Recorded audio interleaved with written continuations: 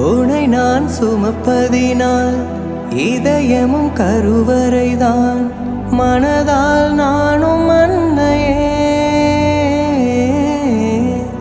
மறவேன் என்றும் உன்னையே. நான் பாலைவனத்தின் விதை போல், நீ பருவம் தந்த மழை போல், என் காதல் செடியில் பூவும் பூத்ததே.